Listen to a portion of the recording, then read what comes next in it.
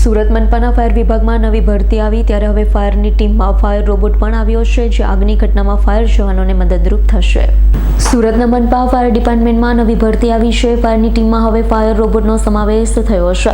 Fire robot આગની ઘટનામાં મદદરૂપ થશે. હજુ સુધી વપરાયા જ ના હોય તેવા ફાયર રોબોટ સુરતમાં છે.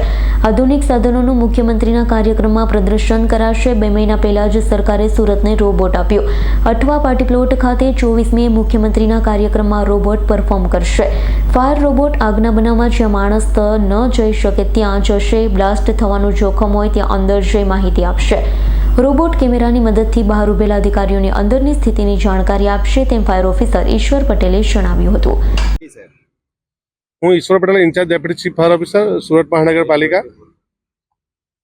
25 જાન્યુઆરી 2025ના રોજ જ્યારે મુખ્યમંત્રી શ્રી સુરતના પ્રવાસ કાર્યક્રમમાં આવવાના છે, તે સમયે ફાયર ડિપાર્ટમેન્ટ તરફથી ફાયર ડેમોન્સ્ટ્રેશનનું આયોજન કરવામાં આવેલું છે, જેમાં પબ્લિકના અવેરનેસના ભાગરૂપે ખાસ કરીને મહેરબાન chief fire officer Basant Parikh સાહેબના આદેશ મુજબ જે ફર્સ્ટ જે આગ લાગે છે, જેને ફાયર એક્સ્ટિંગ્વિશર વડે કેવી રીતે કંટ્રોલ કરી શકાય એનું ડેમોન્સ્ટ્રેશન રાખવામાં આવેલું છે. એની સાથે સાથે TTL જે ટર્ન ટેબલ લેડર જે ખરીદી કરવામાં આવેલી છે, એમાં બચાવ કામગીરી કયા હિસાબની કરવાની અને TTLને ઓપરેટ કેવી રીતે કરવાનું એનું પ્રદર્શન રાખવામાં આવેલું છે. એની સાથે સાથે જે હાઇડ્રોલિક પ્લેટફોર્મ જે સુરત મહાનગરપાલિકામાં અલગ અલગ મીટરની ખરીદી કરવામાં આવેલી છે, એમાં જ્યારે આગ અને અકસ્માતના સમયે કેવી રીતે બચાવ કામગીરી કરવાની અને કેવી રીતે સુરત મહાનગરપાલિકાની ફાયર ટીમ બચાવ કામગીરી કરે છે, એના અલગ અલગ રીતે જમ્પિંગ કુશન, રોપ રેસ્ક્યુ અને એક્સેપ્ટ શૂટ વડે કેવી રીતે બચાવ કામગીરી કરી શકાય એનું ડેમોન્સ્ટ્રેશનનું આયોજન કરવામાં આવેલું છે. સાથે સાથે જે ઘણા બધા રોડ અકસ્માતની જે ઘટનાઓ બને છે, તેની અંદર જે માણસો ફસાઈ જાય છે અને આગમાં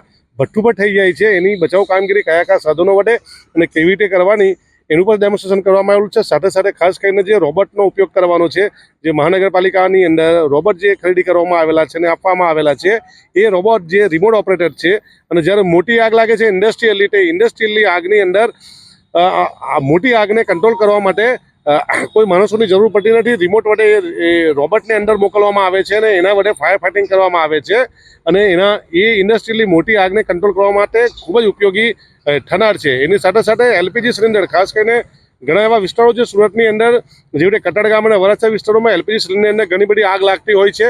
તો એ આગને ફર્સ્ટ જે આગ લાગી છે એને કેવી રીતે આપણે ઘરમાં રહેતા હોય કેવી રીતે આગને કંટ્રોલ કરી શકાય એ પ્રકારનું ડેમોન્સ્ટ્રેશનનું આયોજન કરવામાં આવેલું છે. અને ખાસ કરીને જે આપણા ભારત દેશનો જે તિરંગો છે, તિરંગાને વોટર સ્પ્રે વડે કેવી રીતે આપણે તિરંગો બનાવવાનો છે, તે તિરંગાનું પ્રદર્શન કરવામાં આવે છે અને હાઇડ્રોલિક અને TTL વડે રાષ્ટ્રધ્વજનું ફરકાવવાની પદ્ધતિનું પ્રદર્શન કરવામાં આવેલું છે.